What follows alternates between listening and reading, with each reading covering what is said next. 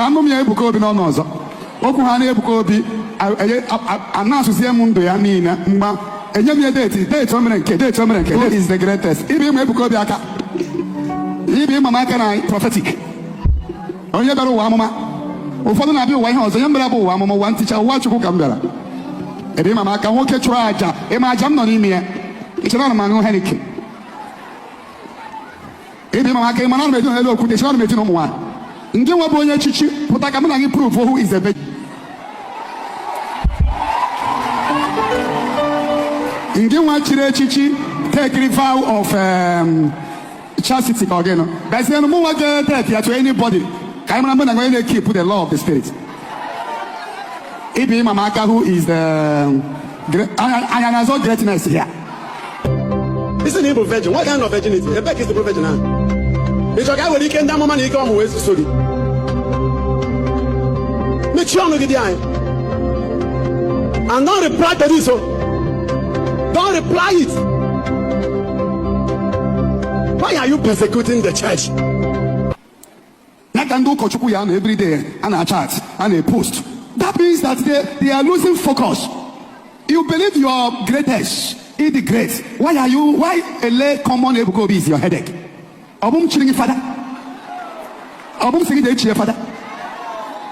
Why are you jealous of a young man? Jealous of every day. Go and do your own. You have more efficacy. Go and do it.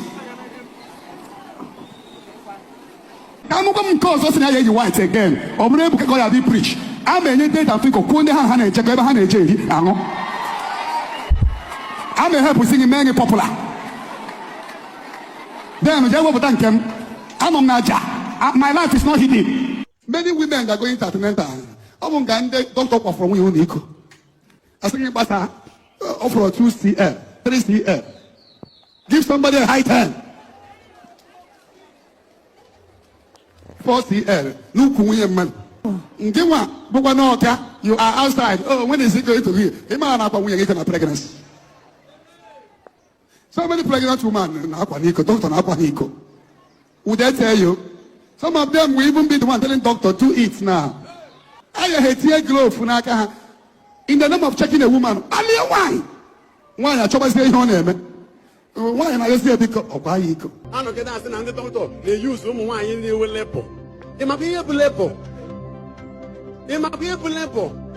At the time of lepo, the doctor can use some matter. I should apologize to the medical team of this country. You know, I'm not a social media person. I'm not going to get a role from which I go serve. I'm going to know I'm not even. I am the nurses, I am the doctor. I'm going to take this man and be saying what's here with it. Otak is the man more than a good one. Okay, let Balan I did my wife, you offer my dear or tie. Maquiable lepo. Listen now. Don't they use the wine on a label? Okay, can I cheer if I be going to the holy? Now the virgin was. Monogo again. I'm going to father again.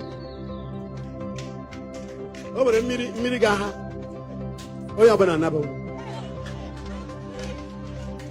I live to defend the church. Penalty, I'm going to buy. Oga diga nke di Maria baranya. Goki pada posu be ba ha ogoro ba boro. Am no kwa na bare ndi father na ndi sisters. Rubbish. Ejikwe na de ma se etu ono.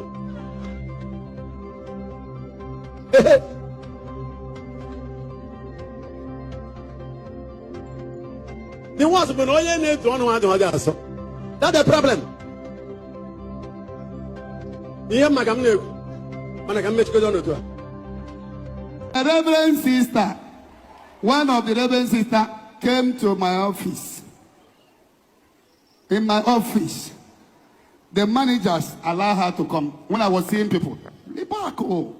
Oh God. And I am a final prophet sister of one congregation I don't want to mention. I'm about to leave congregation because of you. See, why? How? He said that the Lord said to me that I am your wife.